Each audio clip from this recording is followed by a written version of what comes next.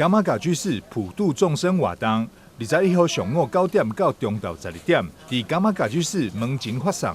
主办单位特别将三潭保温超健发挥普渡奖品，完整和指定有这2批绿色民众，而且每一项内容物拢非常顶级，有鲍鱼罐头、干贝、腰果等等的食材，非常的澎湃。问到洛本天津仁波切为什么爱关这物资？伊讲新鲜做得到啊。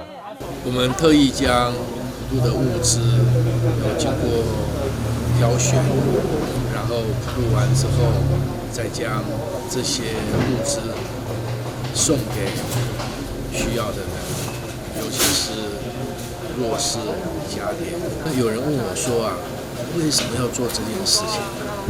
就我想了好久，我找不出答案，因为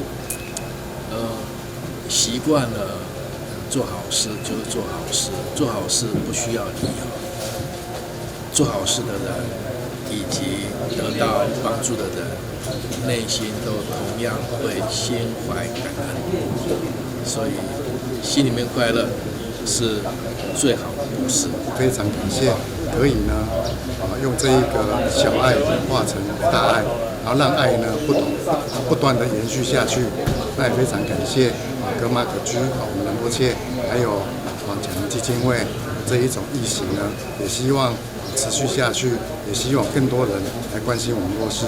四方这次总共准备了385份普渡众生的物资箱，送予弱者甲指定的弱势家庭。洛本天津仁波切也希望未来会当将这份温暖扩大到其他各区，甲市府同齐携手照顾弱势。